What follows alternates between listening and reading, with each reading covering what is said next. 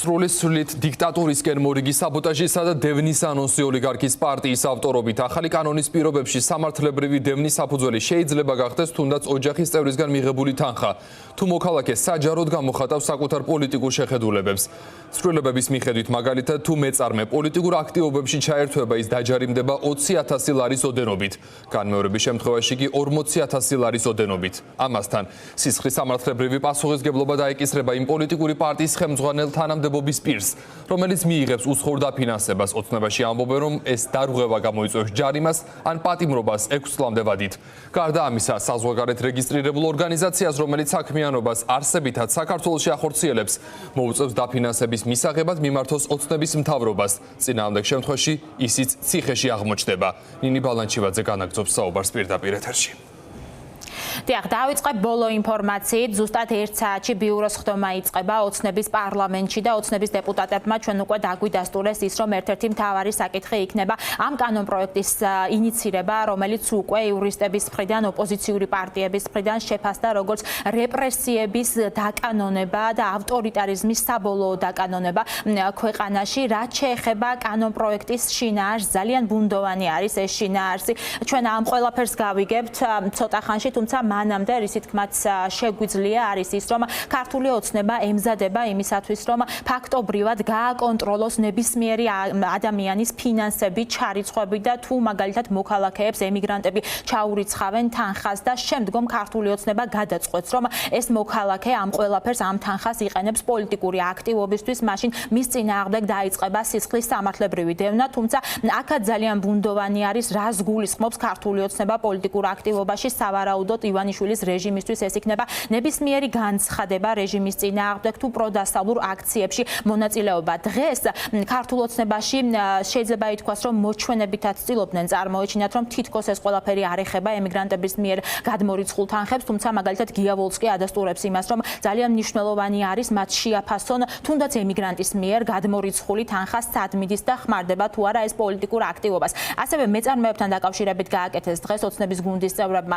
განცხადებები, რომ მათ უნდა აირჩიონ, უნდათ ეს საქმიანობა თუ უნდათ პოლიტიკური საქმიანობა. წინააღმდეგ შემთხვევაში ისინი ემუქრებიან მეწარმეებს და ღიად ეუბნებიან, რომ პირველ ჯერზე დაჯარიმდებიან 20,000 ლარით, მეორე შემთხვევაში კი ეს იქნება 40,000 ლარი. ასევე აფრთხილებენ პოლიტიკოსებს, რომ ისინი არ უნდა ჩაერთონ სხვადასხვა საერთაშორისო ორგანიზაციების მუშაობაში, მაგალითად როგორც ექსპერტი, თორემ მათ შეეზღუდებათ საერთოდ პოლიტიკურ პარტიაში მოღვაწეობა 8 წლის განმავლობაში და ასევე მე მაყურებელს შევახსენებ, რომ საერთოდ გრანტის შესახებ ცნება გააფართოვა ქართულმა ოცნებამ. აქ იგულისხმება ნებისმიერი ტრენინგი, სხვადასხვა სახით ჩართულობა სხვადასხვა პროექტებში და ყველა ასეთ ადამიანს, ვინც მიიღებს მონაწილეობას საერთაშორისო პროექტებში და მის მუშაობაში, სისხლის სამართლებრივი დევნით ემუქრება. თუ პირი თქვენ გირიცხავთ კონკრეტულ თანხას იმისათვის და პირდაპირ დავალებას, მითითებას გაძლევთ, რომ თქვენ პოლიტიკური საქმიანობით დაკავდეთ და პოლიტიკაში თქვენი ჩართულობით შესაბამისად გარეინტერესები გაატაროთ, ან ნებისმიერ სხვა პოლიტიკური მიზნის მქონე მოქმედებები განახორციელოთ, ამ შემთხვევაში დაგჭირდებათ საქართველოს მთავრობის თანხმობა. იმ ორგანიზაციაში საქმიანობდა, რომელიც უცხოურ გავლენას ატარებდა, მას 8 წლის განმავლობაში აღარ შეიძლება პოლიტიკური პარტიის წევრი გახდეს, ისევ იმიტომ, რომ პოლიტიკურ გავლენა არ მოხდეს პოლიტიკაში. თავად იურიდიულ პირს როგორ შეიძლება რომ დაუშვათ, რომ კონდეს შესაძლებლობა პოლიტიკური აქტივობით დაკავდეს. თუ პირს აქვს სამეწარმეო იურიდიულ პირს აქვს სურვილი, რომ დაკავდეს პოლიტიკური საქმიანობით, მაშინ იგი უნდა დარეგისტრირდეს პოლიტიკურ პარტიად, დაასრულოს სამეწარმეო საქმიანობა. ეს რასაკვირველი არ ეხება ადამიანებს, ვინც თქვა საზღვარგარეთ მუშაობს და გადმოურიცხავს თავის ახლობელს ან ახლობლის ოჯახს.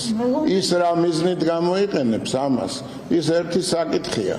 მაგრამ გააჩნია რასაკვირველია, ვინ გერიცხავს, რა მიზნით გერიცხავენ და კონკრეტულად აღმოჩნდება თუ არა ეს თანხა ჩართული იმ პროცესებში, რომელიც ქვეყანაში დესტაბილიზაციისკენ არის მიმართული და მოლოტოვის კოქტეილების დამზადებისკენ. ასე რომ გამიჯვნასთან დაკავშირებით, ეხლა მე დამატებით შეკითხვებზე პასუხს აღარ გახსენთ. არა, რომ შეიქმნა ლონდონში და პატიმრებს რომ ეხმარება. აი ამაზე თუ გავცნობ. არ ნახოთ რა, განიხილება და დასვით ეს შეკითხვა. გრანტების შესახებ კანონი ქართულმა ოცნებამ გასულ წელს რამდენჯერმე გაამკაცრა, თუმცა ახლა უკვე 2026 წელსაც ივანიშვილის გუნდი იწყებს ამ რეპრესიული კანონების კიდევ უფრო მეტად გამკაცრებით. როგორც უკვე გითხარით, 1 საათში დაიწყება ოცნების პარლამენტში ბიუროს ხდომა და ამის შემდგომ გვეცოდინება დოკუმენტის შინაარსი უფრო მეტად რას გულისხმობს და კონკრეტულად რას გულისხმობს ქართული ოცნება ამ საკანონმდებლო ინიციატივაში, რაც შეეხება უკვე ინიციატივას, ის შეფასდა როგორც იურისტების, ასევე ოპოზიციონერების მხრიდან ავტორიტარიზმის საბოლოოდ დაკანონებად.